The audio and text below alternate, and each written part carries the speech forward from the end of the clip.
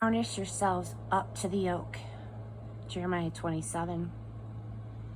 Early in the reign of Zedekiah, son of Josiah, king of Judah, Jeremiah received this message from God. Make a harness and a yoke, and then harness yourself up.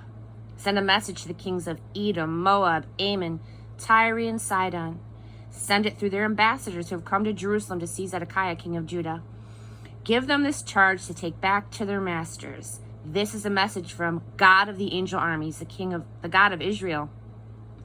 Tell your masters this: I am the one who made the earth, man and woman, and all the animals in the world. I did it on my own without asking anyone's help, and I hand it out to whomever I will. Here and now, I give all of these lands over to my servant Nebuchadnezzar, king of Babylon. I have even made the wild animals subject to him. All nations will be under him.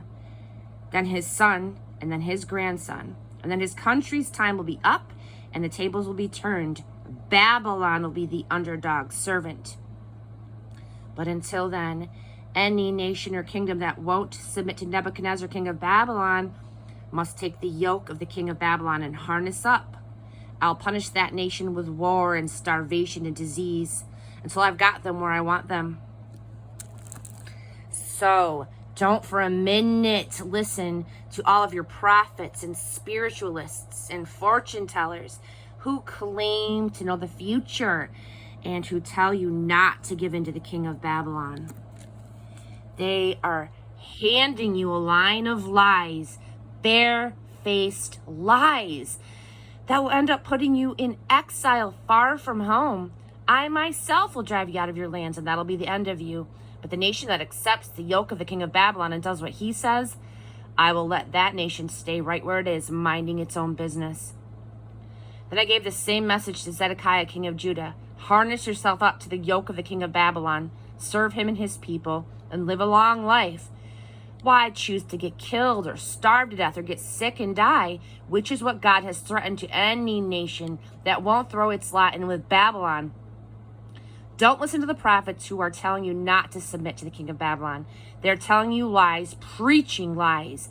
God's word on this is, I didn't send those prophets, but they keep preaching lies, claiming that I sent them. If you listen to them, I will end up driving you out of here, and that will be the end of you, both you and the lying prophets. And finally, I spoke to the priests and the people at large. This is God's message. Don't listen to the preaching of the prophets who keep telling you, trust us. The furnishings plundered from God's temple are going to be returned from Babylon any day now. That is a lie. Don't listen to them. Submit to the king of Babylon and live a long life. Why do something that will just destroy the city and leave it in a heap of rubble? If they are real prophets and they have a message from God, then let them come to God of the angel armies in prayer, so that the furnishings that are still left in God's temple in the king's palace in Jerusalem aren't also lost to Babylon. That's because God of the angel armies has already spoken about the temple furnishings that remain. The pillars, the great bronze basin, the stands, and all of the other bowls and chalices that Nebuchadnezzar, king of Babylon, didn't take when he took Jehoiakim, son of Jehoiakim, off to Babylon exile, along with all his leaders of Judah and Jerusalem. He said that the furnishings left behind in the temple of God and in the royal palace and in Jerusalem will be taken off to Babylon and stay there until, in God's words, I take the matter up again and bring them back to where they belong. Chapter 28. From a wooden to an iron yoke. Later that same year, it was in the 5th month of King Zedekiah's 4th year, that Hananiah, son of Azur, a prophet from Gibeon, confronted Jeremiah in the temple of God in front of the priests and all of the people who were there. Hananiah said, this message is straight from God of the angel armies, the God of Israel. I will most certainly break the yoke of the king of Babylon. Before 2 years are out, I'll have all of the furnishings of God's temple back here, all of the things that Nebuchadnezzar, king of Babylon, plundered and hauled off to Babylon. And I'll also bring back Jehoiakim, son of Jehoiakim, king of Judah, and all the exiles who were taken off to Babylon. This is God's decree. Yes, I will break the king of Babylon's yoke. You will no longer be in harness to him. Prophet Jeremiah stood up to the prophet Hananiah in front of the priests and all of the people who were in God's temple that day. Prophet Jeremiah said, "Wonderful! Would that if it were true, that God would validate your preaching by bringing the temple furnishings and all the exiles back from Babylon. But listen to me and listen closely. Listen to what I tell both you and all of the people here today. The old prophets, the ones before our time, preached judgment against many countries and kingdoms, warning of war and disaster and plague. So any prophet who preaches that everything is just fine and there's nothing to worry about stands out like a sore thumb. We'll wait and see. If it happens, it happens. And then we'll know that God sent him." At that, Hananiah grabbed the yoke from Jeremiah's shoulders and smashed it. And then he addressed the people. This is God's message.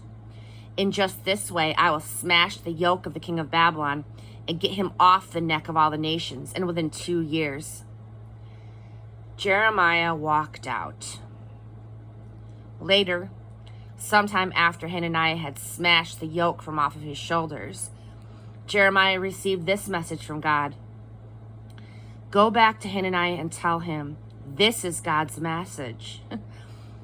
You smashed the wooden yoke bars. Now you've got iron yoke bars. This is a message from God of the angel armies, Israel's own God. I have put an iron yoke on all of these nations. They are harnessed to Nebuchadnezzar, king of Babylon.